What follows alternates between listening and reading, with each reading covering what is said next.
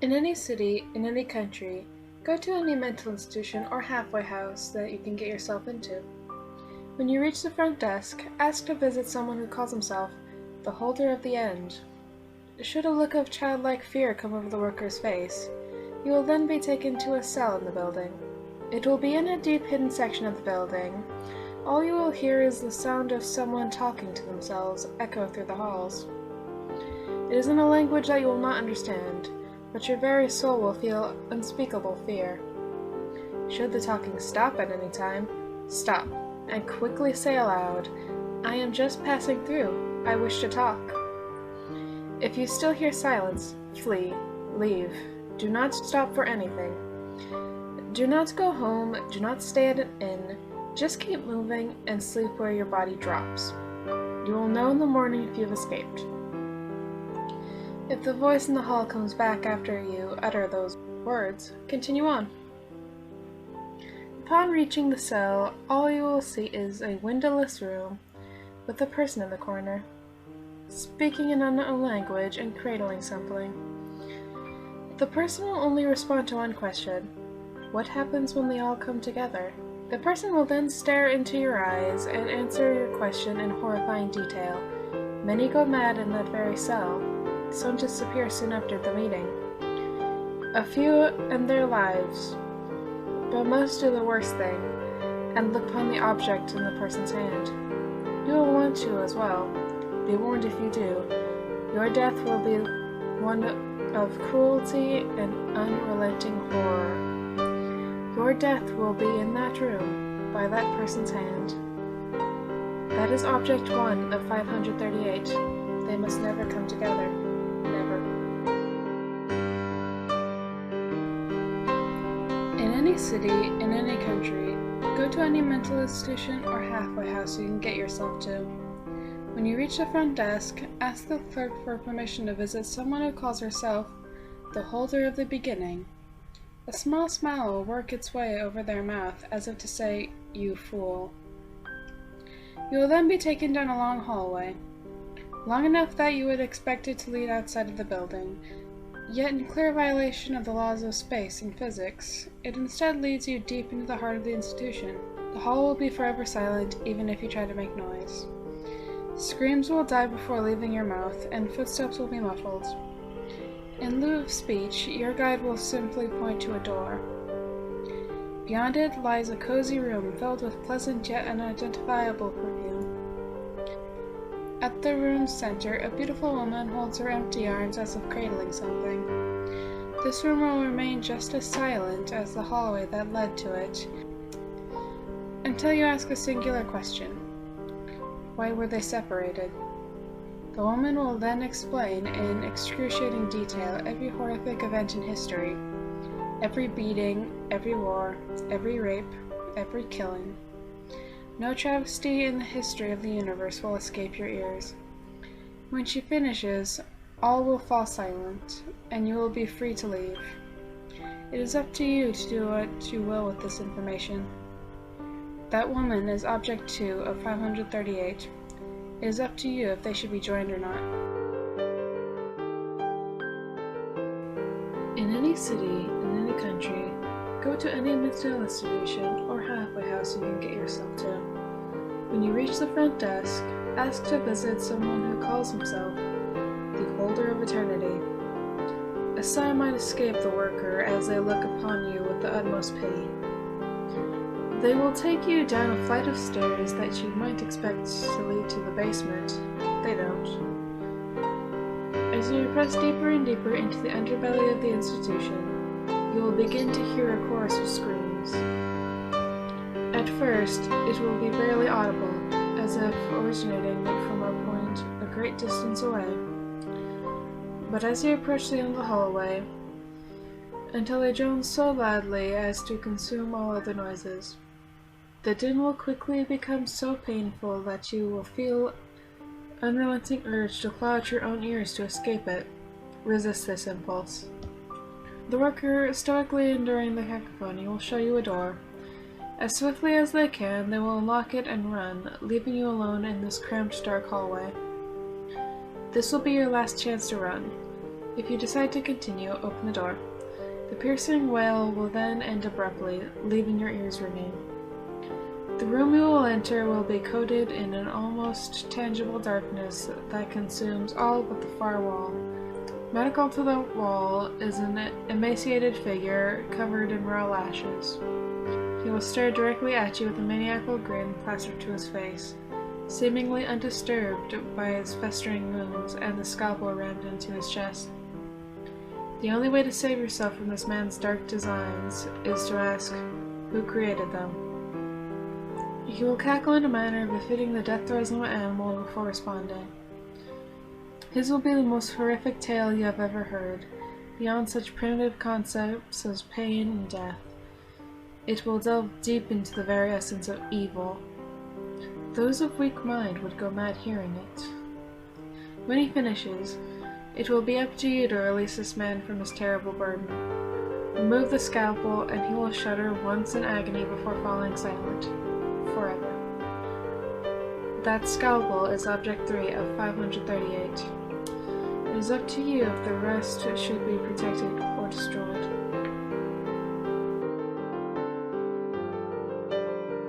In any city, in any country, go to any mental institution or halfway house you can get yourself to. When you reach the front desk, ask to visit someone who calls herself the Holder of Nothing. Should a look of sheer primal disgust mar the worker's expression, you will then be taken to a separate building, one that appears to be an old wooden outhouse. Inside will be a seemingly endless corridor that far exceeds the length of that outhouse. The corridor will be completely silent. Attempting to make any sound at the wrong time is a grievous, lamentable mistake. You will notice the lights in the corridor quickly getting brighter and brighter as you make your way down towards the end. Eventually you will find yourself blindfolded by their brilliance. If at any point the lights go out, quickly shout out, "No! Stop! What you're doing is wrong!" while backing away. If the lights do not come back on, bolt for the door you came in through. It should still be open. Hopefully you aren't far enough down the hallway for it to close on you. If it does close, an eternity in hell would be preferable to what you will suffer. If the lights come back on, continue walking down the corridor. At the end of the hall lies a cell. The worker will open its door for you while glaring at you in disgust. Inside the cell will be a mad passage of colors, arranged in several harlequin-like formations.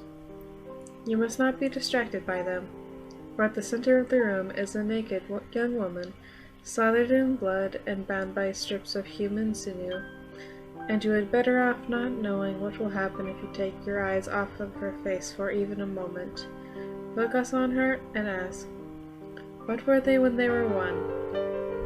She will look you in the eye and speak the answer in incredible detail.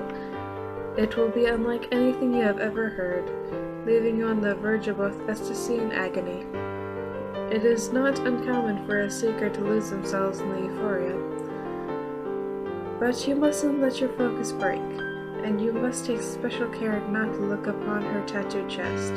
Your mind will tempt you to gaze upon it, but you must resist, for if you fail, she will flay you alive and add your mutilated flesh to her bindings, and you will remain trapped with her, fully conscious for the rest of time. That tattoo is Object 4 of 538. They desire to be one again, but they mustn't. In any city, in any country, go to any mental institution or halfway house you can get yourself to. When you reach the front desk, close your eyes and ask to visit someone who calls himself the Holder of Light. You will be led to a single door leading to a long, winding hallway, and then told to open your eyes. Open the door. The hallway beyond it will be pitch black, but narrow enough for you to feel the walls with outstretched arms and guide yourself forward. If at any point during your trek down the hall it is suddenly bathed in light, shut your eyes immediately and quickly make your way back to the door you came in through. If your eyes stay open for more than a second, what you see will force you to instinctively tear them out. If, on the other hand, the lights stay off long enough for you to navigate the entire corridor, you will reach another door. Look down. If you can see any light escaping from the crack beneath the door, flee immediately, for what you seek is not there. If no light escapes the next room, then carefully turn the doorknob and enter. The room beyond will be completely dark, aside from a single dimly lit candle at its center. The faint light it emits will reveal the outline of a cloaked, motionless figure huddled over it. There is only one question that he will respond to. What can protect us from them? Say anything else, and the man will tear out your eyes and force you to take his place under the cloak for the rest of eternity. If you ask the proper question, a piercing scream will ring out from the candle, and a series of lights will illuminate the room, revealing images of horrifying thoughts, fantasies, and memories experienced by sentient minds throughout history. Most people cannot handle this event, turning violently insane and perishing instantly at the sight of such horrors. If you should somehow manage to survive the ordeal, the cloaked man will rise slowly and put his hands on your head, turning your gaze to meet his youthful face. Stare directly into his empty, gaping eye sockets, for if you look away from that terrible sight, you will be stranded in this room, forever forgotten by time itself. Do not turn to look as he opens your right hand and places a small round object upon your palm. As the object touches your hand, you will find yourself able to ignore even the most fearsome agonies, unless you are in the process of obtaining another object, for the pains you feel then are far beyond any worldly suffering. Know that even this newfound power will never help you cope with the horrifying images you have witnessed in the room. They will be burnt into your memory for all eternity. The eye you hold in your hand is Object 5 of 538. The awakening has begun. They must not be brought together.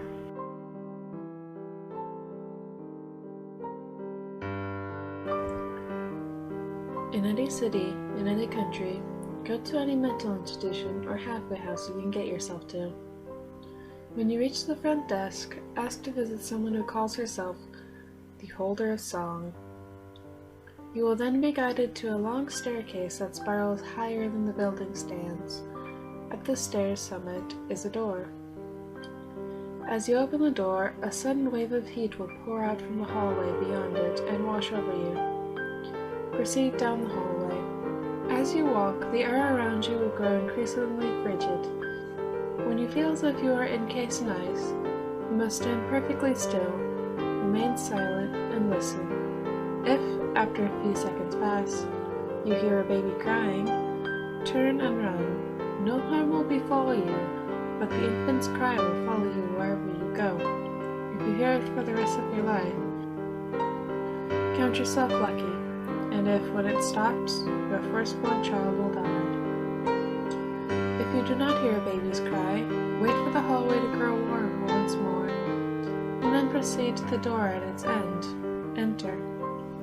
The room beyond it will be awash in green light. At its center will be an old woman turning the handle of a silent music box. Her legs have both been severed at the knees. When you speak to her, you must look her in the eyes. She hides a spear fashioned from the bones of her legs. Break eye contact and she will impale you with it and leave you to bleed to death in seemingly unending agony.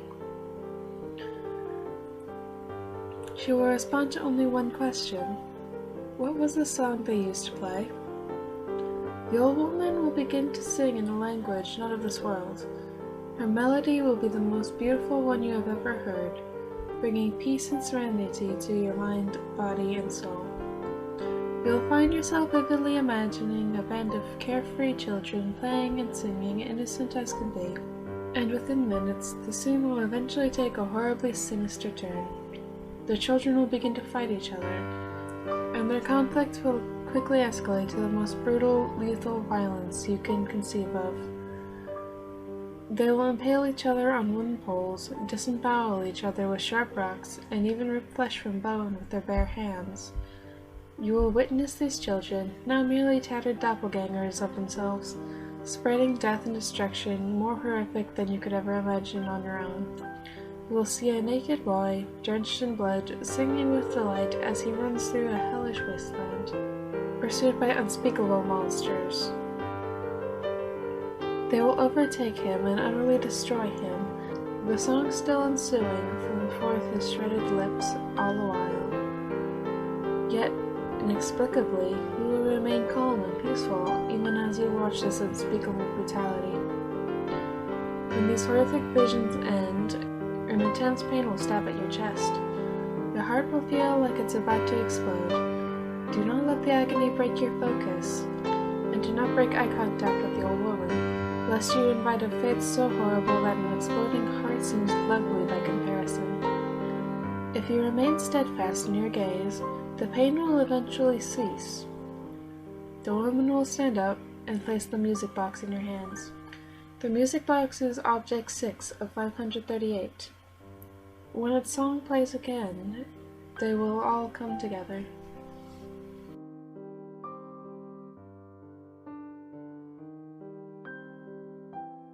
In any city, in any country, go to any mental institution or halfway house you can get yourself to.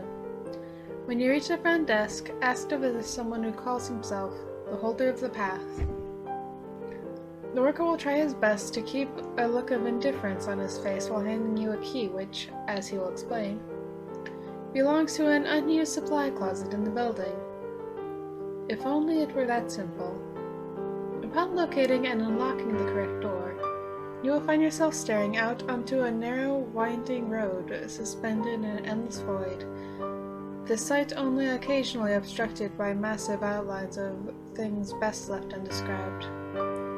To fall off the path is to be thrown out of reality itself. A nightmarish eternity of inconceivable horror awaits anyone who either stumbles into the void by their own error, or is dragged off the path by the timeless monstrosities that reside on the outskirts of creation. If you should ever feel as if you were being watched while traveling through this place of oblivion, the best chance you have is to immediately freeze in place and hold your breath.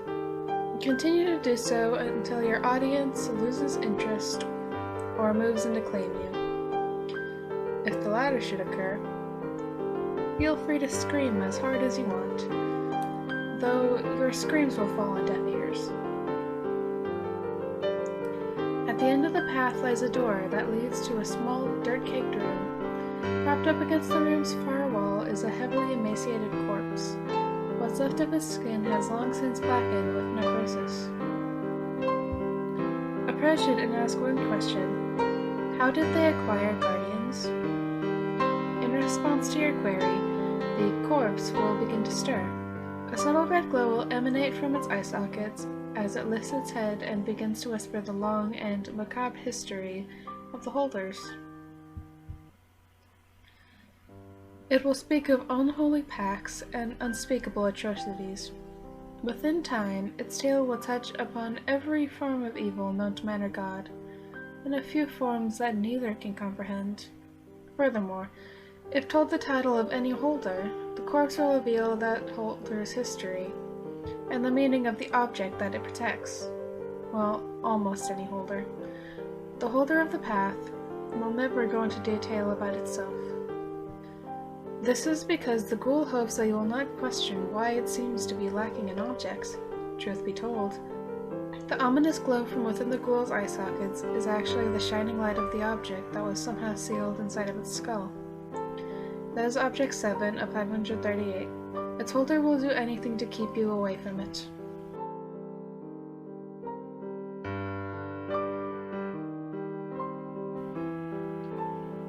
In any city, in any country, go to any mental institution or halfway house you can get yourself to.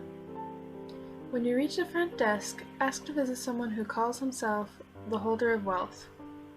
The worker will raise one eyebrow as if puzzled by your request. Ask a second time, and the worker will shrug and take you across the street, where an opulent mansion awaits. If you are observant by nature, you may notice that the mansion was not there when you started your quest. Its owner would rather you didn't think about such things. Inside the front door will lie a grand staircase, spiraling up across the foyer. The walls will be covered in fine painting, and a large marble statue will rest on a pedestal by the base of the stairs. The statue's eldritch features will evoke an image of a truly horrific beast, at once both alien and evil.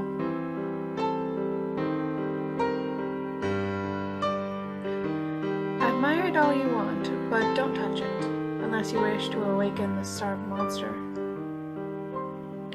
Ascend the staircase. As long as you don't touch anything, you'll be fine. Don't panic. At the top of the stairs, you will find a small wooden door. Its plain and unassuming appearance is a sharp contrast to its decadent surroundings. It will open on its own for you, so long as you are not afraid. Past it, you will see a man with a pointed goatee and short, cropped, gelled hair standing behind a large mahogany desk. His suit is made of both human flesh and Italian silk. He may speak, and at great length. He will talk about his amazingly beautiful house and the lovely statue of his concubine resting downstairs. Do not interrupt him, and do not answer any questions he may ask. When he has finished, steel yourself and confidently ask, "May I have my salary?" He will proceed to explain to you, in great detail, the value of life. He will talk of things worse than death, and he will tell you exactly what he expects you to do. The fabulous interior of the room will rot away, and the floor will turn from French weave to feces. The man's appearance will become cycloptic and unimaginably horrendous. He will fish out a small banknote from the pockets of his human suit, and hand it to you. That note is Object 8 of 538. Its holder is counting on you to spend it.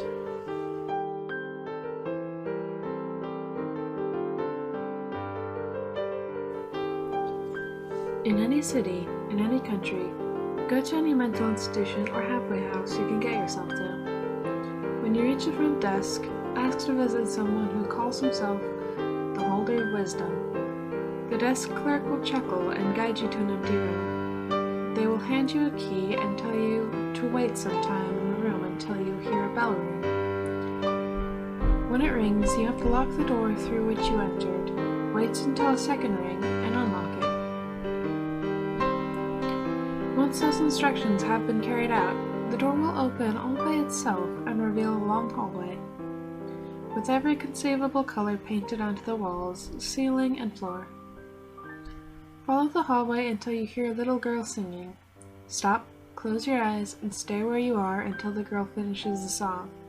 If you fail to remain perfectly still, run. Run back to the door through which you came, as fast as you can. Jump through the window of the room where you waited earlier, and you might live. Should you be unable to reach the window in time, you will be dragged back into the hallway by something that is definitely not a little girl. You will be pulled by this horror until time itself ends, forever feeling the pain of every single soul dragged to an early grave. If, on the other hand, you manage to remain perfectly still until the song ceases, you will be free to either turn around and leave forever, or venture further into this realm. If you prefer the latter course of action, walk deeper into the hallway until you reach a human-shaped door. Open it with the same key that was given to you earlier. Step inside and close the door behind you. In the middle of the room, you will see a desk with a bright candle. Behind the desk is a man whose face isn't visible behind the shine of the candle. Approach, but always keep the flame between you and the man's face, for if you witness what he looks like, your gaze will be fixed on his until your own hands have removed every inch of skin from your bones. Stop when you are 5 steps away from the desk. The man will raise his hand and gesture you to come closer, but do not step any further than this. Close your eyes and ask him one question. Who will bring them back together? You will hear the man rise from his chair and begin to pray in a language that you will not understand. After 2 minutes, you will hear a name. If you hear Anubis, then you best utter your own prayers in the short time you will have to do so. But if it is Thor you hear, then you may open your eyes. You will see the man's severed head lying on the desk, still speaking. After another 3 minutes, his prayer will cease, and he will tell you how you will die. He will describe every minute detail of your horrible death, and you will be unable to move or react while he explains your end. Lastly, he will describe the one who will steal your life away from you, and go into such detail as to why it is necessary that you yourself will question which would be worse, you being murdered, or you being allowed to continue to live. Eventually the head will finish its ghastly tale. It is Object 9 of 538. It is up to you what you do with the knowledge of your death. For now, it is inevitable.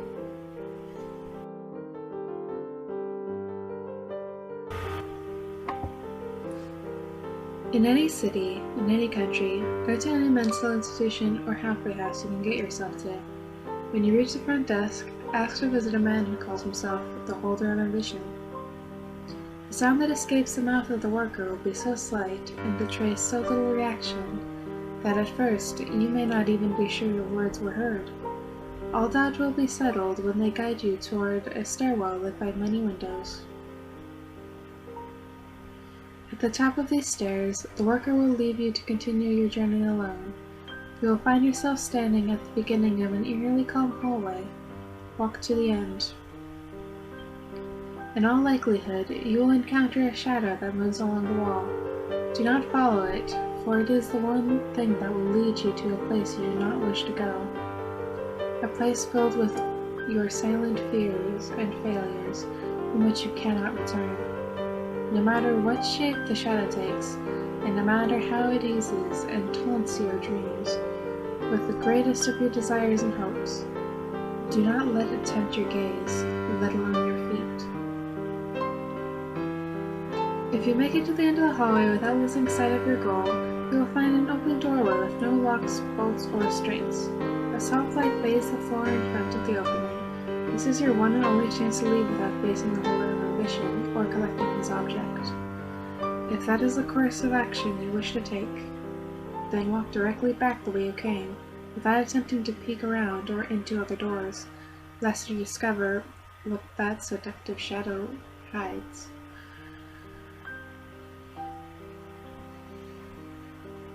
Beyond the doorway lies a room, bathed in an artificial light cast by high windows that cover each wall's expanse. At the room's center stands a tall, healthy man, standing naked and looking out into the light. His body is covered in uncountable tattoos and scars. Only his face is recognizable as unaltered human flesh. You might be tempted to look where he looks, in search of the object of his focus. Feel free, but you will see nothing and learn nothing. The man will not react to anything other than the question, what joins them together? When asked, he will turn to look you in the eyes. Meet his gaze, but know that if you are not prepared, if there is even the slightest doubt of your intentions, then you will lose yourself in his soulless eyes for an eternity. If, on the other hand, your gaze is an honest one, then he will begin to speak in a low voice. His tone will be a comical one, his tale told as if they meant nothing at all, but you must not miss a word, for this story is your preparation. Listen carefully to his tale, and remember every detail. When the man finishes speaking, he will bring his hands to his chest and remove the sutures from one of his more noticeable scars. As the stitches come out, he will bleed profusely and fatally. When the last of his sutures have come out, he will offer them to you, uttering his final words through his own gurgling blood. Choosing to seek leads to an inevitable fate. The clump of sutures is Object 10 of 538. How you use them depends on what you hear.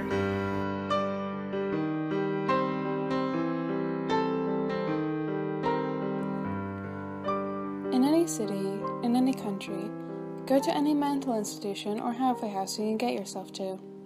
When you reach the front desk, ask to visit someone who calls himself the Holder of Life. The worker will try to suppress a groan, and you will have to ask again. He will then lead you to an operating room that looks just like any other you might or might not have seen in your life. The worker will give you a scalpel and then leave you alone in the room, locking the door behind him. You will have to wait for almost an hour. Then the door will open and several people will enter the room, including a pregnant woman. The woman will lie down on the operating table. The other people, who will look like doctors, will prepare everything for the child's birth.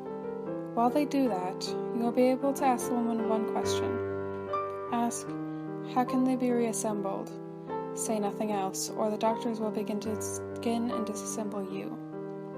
You will be fully conscious while they do this. If you have asked the right question, the woman will begin to scream. The child is about to be born. You will have to wait until it's over, and one of the doctors will give you the child, moving his mouth, but without sound coming from his lips. As soon as he finishes talking and smiles, you will have to throw the child to the ground and ram the scalpel into its head, or else it will smash your ribcage and rip your heart out with inhuman strength. If you have thrown the child to the ground in time, it will, despite the scalpel in its head, answer the question you have asked earlier. It will speak with a demonic voice that might drive you mad. While it is talking, the other people in the room will vanish without leaving a trace. After the child finishes talking, it will simply die and the door of the room will unlock.